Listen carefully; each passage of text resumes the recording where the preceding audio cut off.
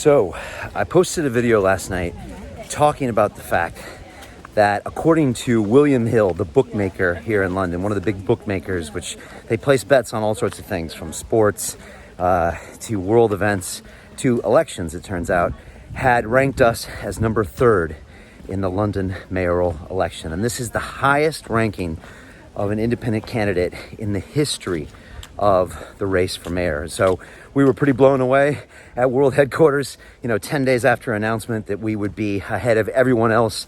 The only two ahead of us are those in the traditional parties of Labour and Conservative. And so I mentioned it to you all last night on a video and a post, and a lot of you thought that their odds were still too long, and you went in to place some bets at the silliness of 100 to 1 that they had thrown out there. I myself was going to put a chunk of money on it this morning too. And I saw a couple messages in the comments last night saying, Brian, they'll only do £2.50. They'll only honor that. And I'm trying to wait for more size, as we would say in the city when I used to trade. And then this morning I woke up and they backed it up all the way to 50 to 1. So according to the bookmakers, our odds of becoming the next mayor of London doubled overnight. So now we are a clear number 3. And I'm sure as more of you go to place your bets, it'll move even further and further. But look, this is not about making money. And I'm not encouraging you to gamble on anything, really. But I guess that's effectively what we're all doing. We're gambling on a new future. We're gambling on the fact that an independent candidate who isn't a career politician, who hasn't spent the last 20 years in government, and their only choice is to spend the next 20 years in government by getting elected and elected again with their vested interests and their corporate ties. You are betting that someone independent like me can come in with fresh ideas, with an entrepreneurial point of view, and with someone who's been very honest with you and objective over the past 7 months by putting out real messages, uncensored, unscripted, unedited content from scientists, doctors, nurses, Nobel Prize winners, professors emeritus at great universities, even 4-star generals. We've been pushing that content out. And I think a lot of people out there really resonate with our platform, which is get London back to work. We got to get the whole city back to work as soon as possible. Next thing, we got to put our health first. We got to start making prescriptive maneuvers to make sure that we are the strongest citizens on the planet. Next, we've got to put science first. Let's start using the science as opposed to let the politicians use their science against us.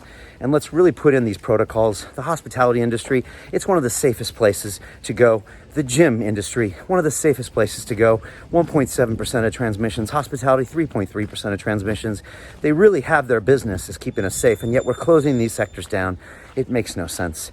And then I want to put education first as well and make sure we get our kids back to school. Right now, with the lack of testing being available, a lot of kids and teachers are self-isolating, and a lot of our schools are effectively closed right now. 1 in 10 schools is now partially closed because they can't get the tests they need. This is unacceptable, and this is why I think there's so many people that are rallying around this. And finally, is that I believe that this is something we're all going to do together. This isn't about me being mayor. This is about us coming together as a collective, listening to each other, and making sure that we serve the 9 million citizens here in London. And I honestly think we can show the world what a world-class city looks like. I really think we could show the New York Cities and Los Angeleses and Paris and Madrids and Cape Towns of the world exactly how the citizens can rally around things, can come together, can get back to work, can do it safely, can protect those vulnerable, get our kids back to school. And I think once we do it, everyone will do it.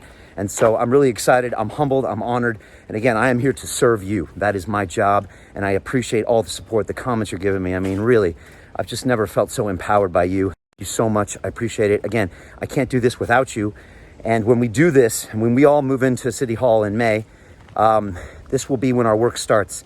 And this will be about serving the citizens and doing what is the right thing to do for everyone. So that's my pledge. That's my plan. Again, place your bets because this is going to move again probably overnight. And it's fun to watch. And again, it's just great validation. The world is listening. They hear your voices. I appreciate you so much.